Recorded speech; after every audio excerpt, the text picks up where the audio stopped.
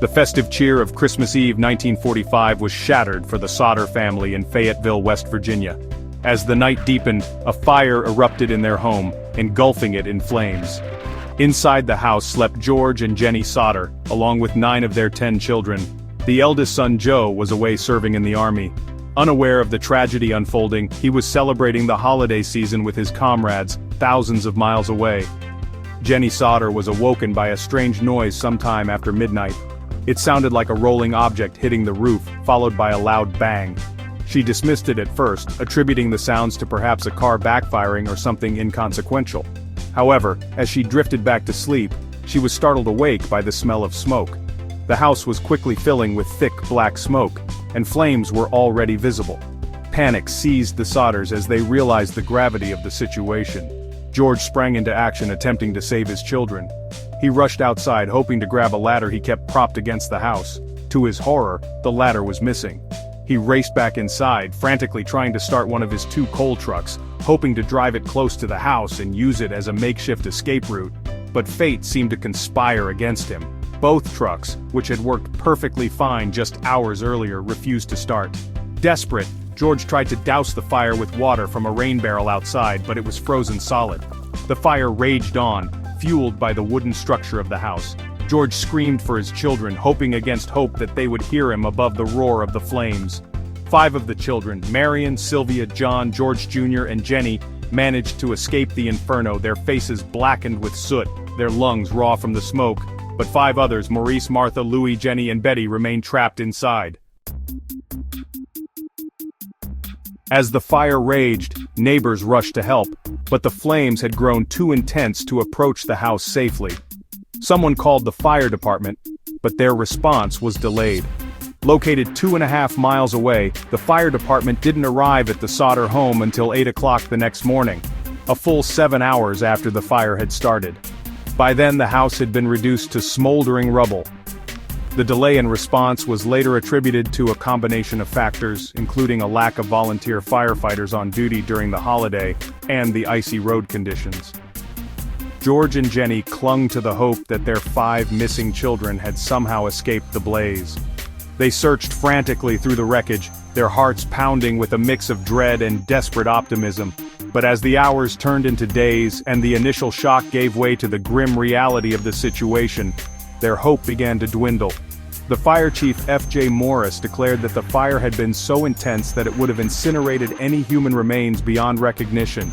He concluded that the 5 missing Sodder children had perished in the fire. However, the Sodder family refused to believe that their children were gone. They pointed to several inconsistencies and strange occurrences surrounding the fire that fueled their suspicions. For instance, George distinctly remembered seeing a set of block and tackle, a pulley system used for lifting heavy objects, attached to the roof of his house while the fire was still raging. He couldn't understand how the fire department, which claimed to have thoroughly searched the rubble, could have missed such a large piece of equipment. Adding to their suspicions, a witness later came forward claiming to have seen someone stealing a block and tackle from the Sodder property on the night of the fire. The witness, a man who lived near the Sodders, said he had assumed the person taking the equipment was George himself, rushing to find a way to rescue his children. He had thought nothing more of it until he heard about the missing block and tackle the next day. The investigation into the Sodder fire was plagued by inconsistencies and a sense that crucial information was being overlooked or deliberately concealed. The official cause of the fire was attributed to faulty wiring, but the Sodder family contested this finding. They argued that the house's electrical system had been recently inspected and given a clean bill of health. Furthermore, they pointed out that some of the Christmas lights on their outdoor tree, which were plugged into the same circuit as the lights inside the house, had continued to function even as the house burned. This, they argued, suggested that the fire had not originated from an electrical malfunction. Adding to the mystery, the Sodders had received a series of unsettling visits and warnings in the months leading up to the fire. One particularly chilling encounter involved a life insurance salesman who had become increasingly aggressive in his attempts to sell George a policy. When George refused, the salesman flew into a rage, threatening that the house would go up in smoke and that George would live to regret not taking out insurance. Another disturbing incident involved a stranger who approached George while he was working at his trucking company. The stranger pointed out the fuse boxes on George's trucks, warning him that they were a fire hazard and that someone could easily tamper with them. These incidents, while seemingly unrelated at the time, took on a sinister significance in the aftermath of the fire. The Sodder family couldn't shake the feeling that someone had deliberately targeted them, and that the fire was not a tragic accident but a carefully orchestrated act of arson. Fueling their suspicions further were the numerous reported sightings of the missing children in the weeks and months following the fire. Witnesses claimed to have seen the children in various locations, often accompanied by adults who spoke with Italian accents.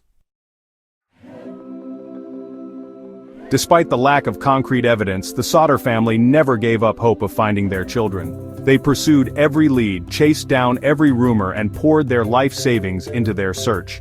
In 1949, 4 years after the fire, they hired a private investigator and had the site excavated. To their horror, the excavation unearthed several small pieces of bone, including a vertebra.